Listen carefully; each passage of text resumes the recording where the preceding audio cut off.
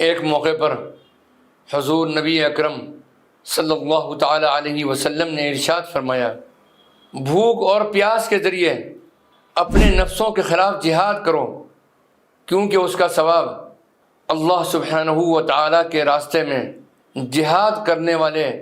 کے ثواب جیسا ہے، اور اللہ سبحانہ و تعالیٰ کو بھوک اور پیاس سے بڑھ کر کوئی عمل پسند نہیں۔ امام غزالی رحمۃ اللہ علیہ ارشاد فرماتے ہیں کہ روزے میں عمل دکھائی نہیں دیتا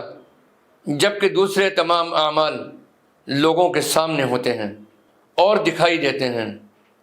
جبکہ روزے کو صرف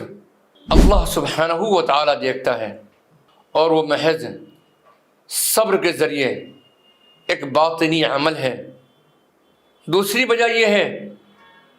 کہ یہ دشمن خدا پر قہر اور غلبے کا ذریعہ ہے، کیونکہ شیطان ملعون کا ذریعہ خواہشات ہیں اور شہوات کھانے پینے سے زیادہ ہوتی ہیں۔ اسی لیے نبی اکرم صلی اللہ تعالی علیہ وسلم نے ایک موقع پر ارشاد فرمایا، بے شک شیطان انسان میں خون کی طرح دوڑتا ہے، پس بھوک کے ذریعے اس کے راستوں کو تنگ کر دو۔ اس روایت کو نقل کیا ہے امام بخاری رحمۃ اللہ علیہ نے اپنی کتاب صحیح البخاری میں، اور امام احمد بن حنبل رحمۃ اللہ علیہ نے اپنی مسند میں۔ ایک اور روایت جس کو نقل کیا ہے حضرت ابن عباس رضی اللہ تعالی عنہما نے، عن ابن عباس رضی اللہ تعالی عنہما قال قال رسول اللہ صلی اللہ علیہ وسلم من ادرک رمضان بمکہ فصام وقام منه ما تيسر له كتب الله له 100,000 شهر رمضان فيما سواها وكتب الله له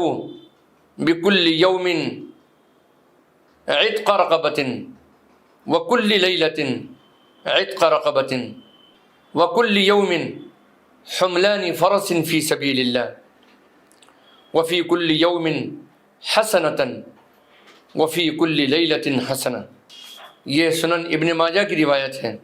حضرت ابن عباس رضی اللہ تعالی عنہ روایت کرتے ہیں کہ نبی اکرم صلی اللہ تعالی علیہ وسلم نے ارشاد فرمایا، جو مکہ میں ماہ رمضان پائے پھر ایک روزہ رکھے اور جتنا اس سے ہو سکے رات کو قیام کرے تو اللہ سبحانہ و تعالیٰ اس کے لیے مکے کے علاوہ دیگر شہروں 1,00,000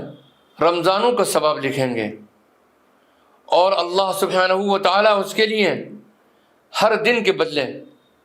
ایک غلام آزاد کرنے اور ہر دن کے بدلے اللہ سبحانہ و تعالیٰ کے راستے میں گھوڑے پر مجاہد کو سوار کرانے کا ثواب لکھتے ہیں، اور ہر روز